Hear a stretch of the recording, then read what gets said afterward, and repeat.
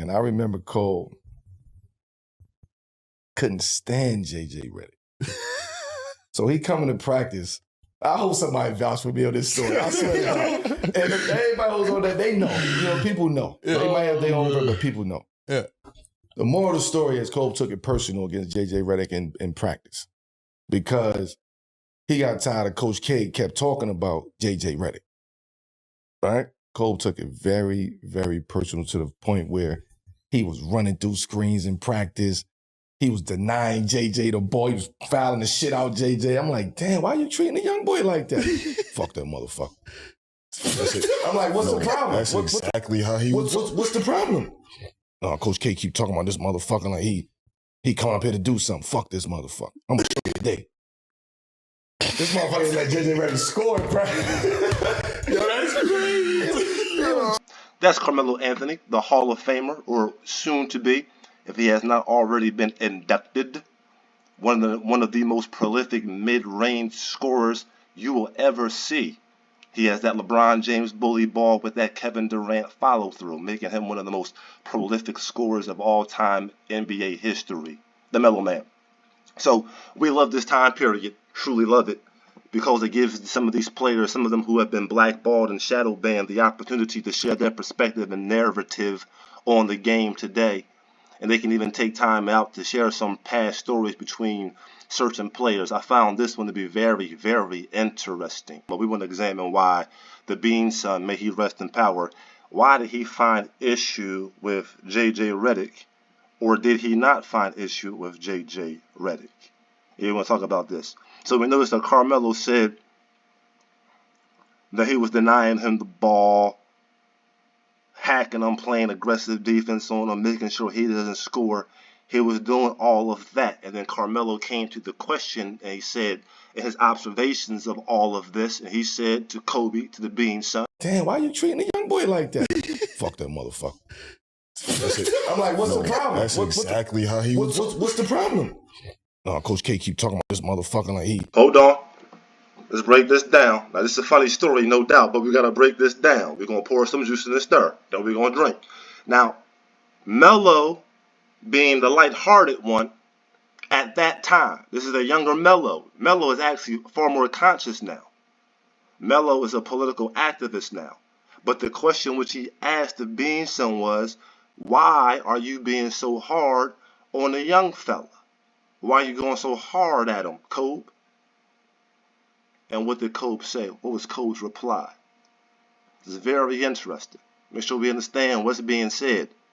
Some people are going to say, well, Kobe's an a-hole. Kobe's a certified or a suspected racist. We're going to look at that too. But we're going to make sure we examine this very carefully as to what transpired. Because we want to examine the Mamba's mentality. We want to examine the Mamba's mind. Because we can understand that Kobe was a basketball purist. That's why we drink juice on this side of the channel, to keep the body and the mind pure. When it comes to that basketball game, we use Kobe Bryant as a great meter, a barometer, if you will. A barometer. Bar-ometer, if you will. Huh? I said we use the Bean Son as a bar-ometer over here on this side of the channel. So if he had fought with JJ Redick, we want to know why he had fought with JJ Redick. Let's continue. he come up here to do something. Fuck this motherfucker. I'm gonna show you. Coach K keep talking about this motherfucker like he come up here to do something. Fuck this motherfucker. So wait a minute. He said Coach K? Coach KK? I'm going to leave that third K off for the moment. He's suspected, not certified. Coach K is suspected, not certified. We'll call him Coach KK for the moment. But the Bean Son said Coach KK found a problem. There's a problem with Coach KK. He said that he keeps saying that Coach KK keeps saying that JJ Red is going to do something. That's what's being said here. Coach K is trying to pipe up and pump up JJ Redick and JJ Redick before the premier players of the world. You got the premier players of the world, the best players, not in the NBA, the best players arguably in the world. And if not the world, certainly within the national rankings of the NBA. Okay, these are the top 100 players in the world on this particular team. Okay. At that time, JJ Redick has never made that team and never has, and at that time was not a member. He was a practice player. But at that time, his college coach, Coach KK, was, presenting him before the Olympic Dream Team players as if he was special, as if he had something going on that they did not, as if he could do something that they did not. Kobe took great offense to that. You understand? Kobe Bryant took great offense to that.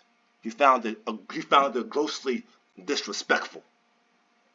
He found it grossly disrespectful that you would put an amateur who has not even made the NBA rankings and try to present him as being above players who have not only made the NBA but have dominated on their level at the NBA, in the NBA. Now make that make sense, Coach KK. Make that make sense. You have a player. We know that's your son. You love him. We get that. But there's no way you can present your son before these players as if they are lesser than he. Kobe took offense to that. And I'm sure he did it in very subtle ways. But the being son, the Mamba mentality, being a purist, he picked up on it. See, that separated Kobe from a lot of the other players. His mentality, his mind, he picked up on those subtle cues. And that's why I give props to Melo, but I'm also telling Melo, you should have picked up on that too. But he said in the same interview, he wants to be the light-hearted person, the light person in the room. That's not Kobe. Kobe don't want to be liked. Kobe don't want to be liked. Understand? So Kobe can see more clearly. And so the Melo man had to ask that question, why are you going so hard at him? And Kobe responded quickly. He did not say JJ Redick. He said Coach KK. That's what he said. Okay. That's what he said. This is out of the story. We're hearing the story right here in real time. Carmelo clearly said, Kobe replied, Coach K, not JJ, Coach K. Keep doing this, saying he this, saying he that. Why don't you cut like JJ there, Allen? There, Carmelo? Won't you put a backspin on the pass like JJ, Kobe? Won't you cut hard off that screen? Nice, hard, deep cuts. Like JJ does it. This is what he's telling these premier players. And all of it is basketball rhetoric. Basketball rhetoric. You're talking to some of the highest skilled ball players of all time, levels that your players, like a JJ Redick, will never reach. Not in their dreams. Not in their dreams. It's levels to this. These are some of the most genius basketball players we will ever see. Simple as that.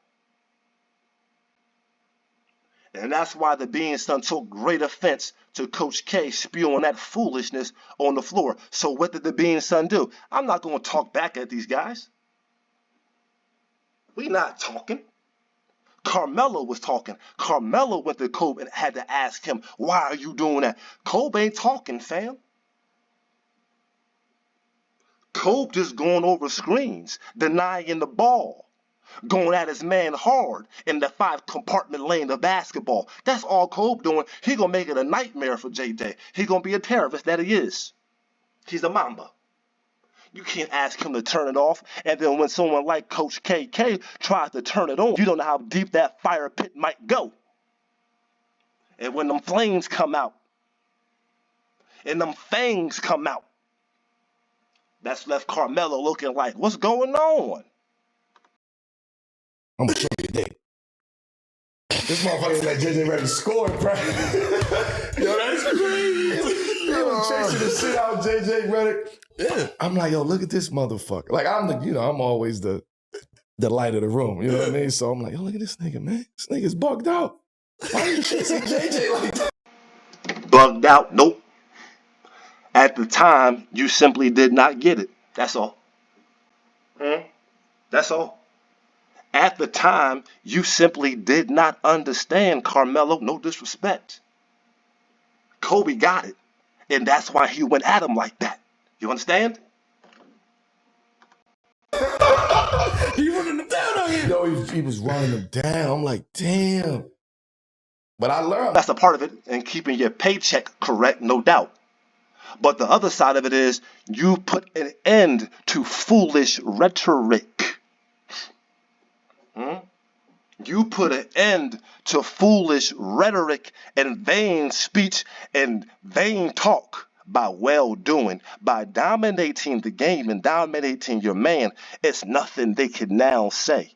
So now when they're all in that huddle after JJ got dogged out by the Bean Son, what now can Coach KK say after his man just got abused for the last 2 or 3 hours? I mean, but the fact that his competitiveness kicked in based off of what somebody else was saying, your coach was saying. LeBron and I did not talk about the Lakers' job until Thursday afternoon, about 30 minutes after I was offered the job. And that was very intentional on both our parts. I knew I had an understanding that he did not want to be involved in this.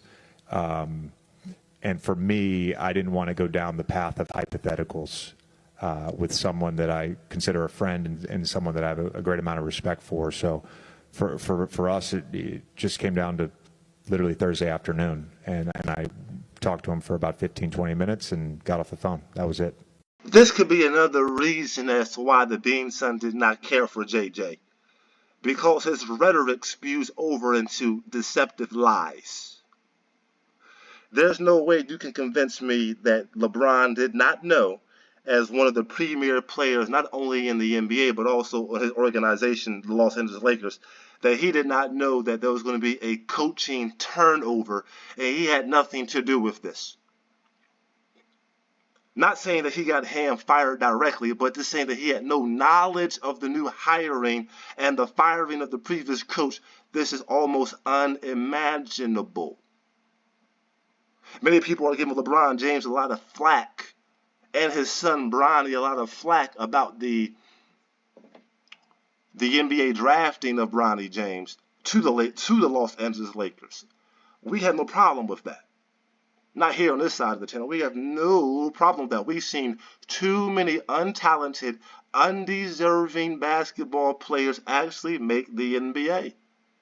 We've seen too many untalented, undeserving people receive positions at their job based upon who they know, not what they can do.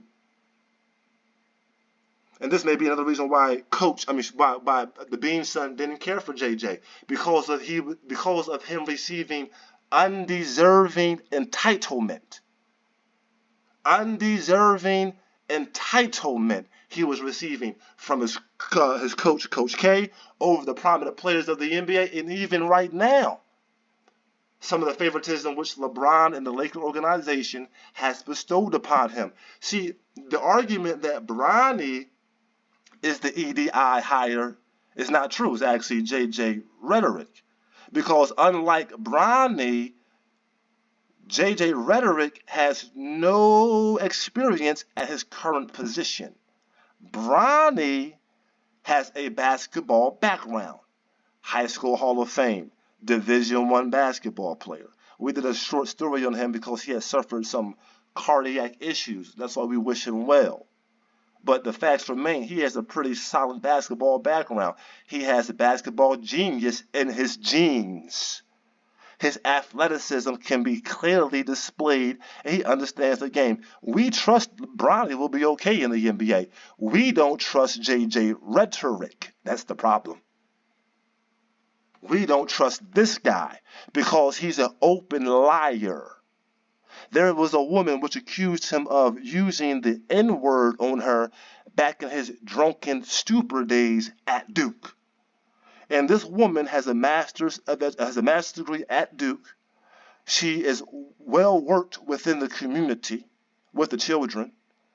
and she's affiliated with the NBA. When she made these claims about JJ, she did not say it in a sense where she was trying to get a bag or a lawsuit. She was speaking it along the lines of being a California resident, a long-time fan of the Los Angeles Lakers, and a great appreciator and a great fan of the late, great Kobe the Bean son Bryant.